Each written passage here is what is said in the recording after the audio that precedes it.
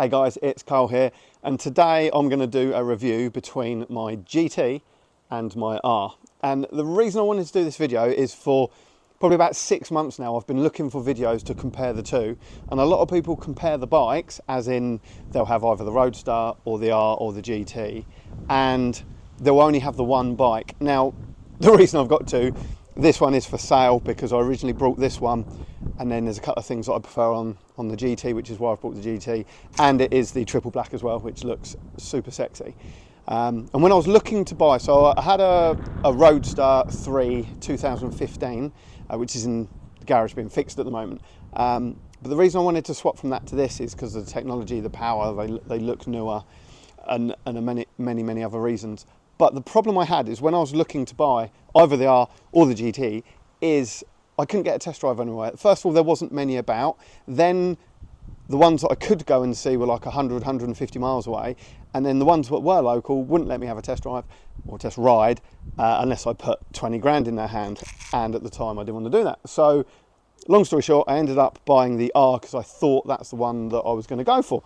It's a beautiful bike, as you can see. I'm not going to talk about the power because if you're watching this video, then you've probably watched every other video like I did about the rockets, and everyone says how powerful they are, how torquey they are, and most of the video is just people going, oh my God, it's amazing, and they are amazing. So I'm not going to talk about that because they are amazing. For me, the biggest difference, what I wanted to explain, is on the R, it's quite upright and it's quite comfortable, and when I sat on it, I was like, okay, yeah, no, that's cool. The thing for me with bikes is how they make you feel and how comfortable they are.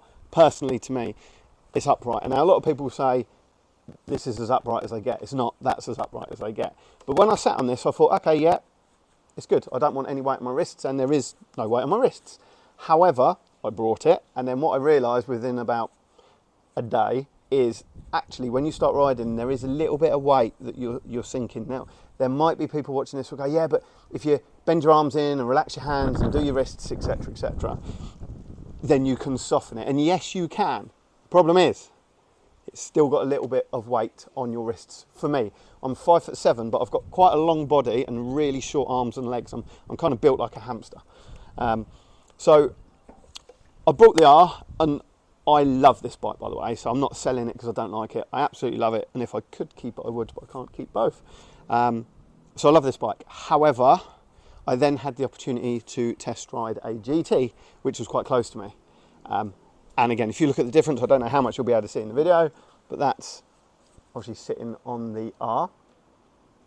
And then if I jump over onto the GT,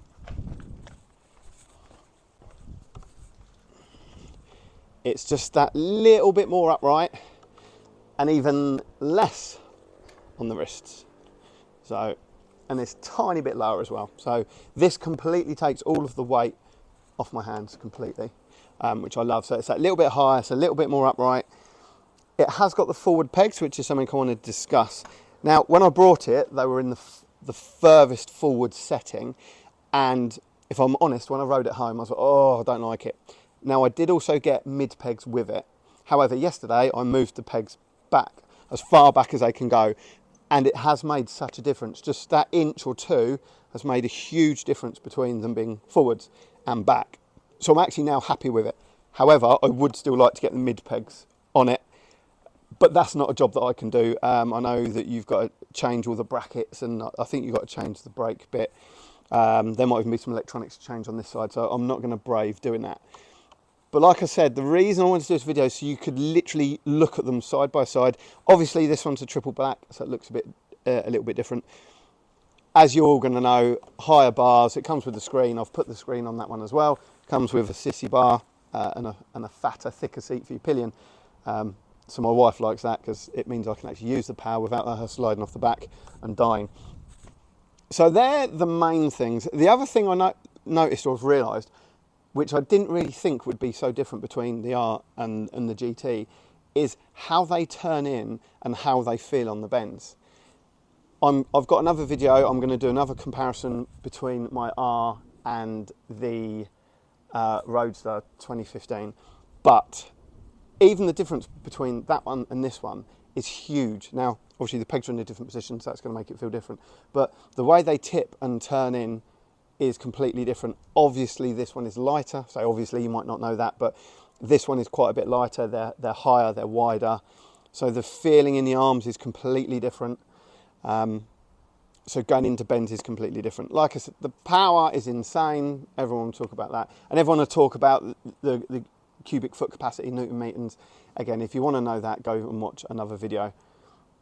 The other thing that I've noticed as well is the difference between having no screen, that come with no screen, and having a screen. What it does is you still get a load of wind in your face, but what the screen does is deflect the air on your stomach and chest, and it pushes up to your head and goes around your head as you've got the crash helmet on. So when I had the R with no screen, what I found is I was getting quite a lot of wind through the stomach, hitting my chest. As soon as we put the screen on, it diverted it away and just made it a lot more comfortable. The other thing is, from the R to the GT, is not only the weight on the wrists, but the amount of pressure it puts on your shoulders. By being that fractionally more upright, the seat is a slightly different angle as well. Not only does it take the weight off your wrists, it's taking it off your shoulders, which makes a massive difference. I haven't had this one long, but for me personally, how does it feel? I much prefer the GT over the R, but like I say, I like being upright. I like having no weight on the wrists whatsoever. There's little weight on that one, but there is still some. The other thing is, when people compare the two bikes, if you watch reviews where they do compare the two bikes, you barely ever get to see them side by side. So we just wanted to give you a quick view round. Obviously triple black, like I said, higher bars, front mid pegs, but again, if my beautiful camera assistant / wife just rolls around the bikes, you'll see the difference. Nice and slow, Shards. So you can pause the video, you can look between. If you go down for a nice flat angle at the back, again, you can see, obviously there's slightly different heights. There's not a lot of difference apart from the colours and the handlebars and the seat. But this gives you a really nice view between, I think, hopefully, if you're looking to choose between an R or a GT and or the triple black, this will give you a perfect side-by-side view of how they look. I'm also going to do a video tomorrow with my Roadster versus the R and the difference. Obviously both bikes have had a tail tidy as well.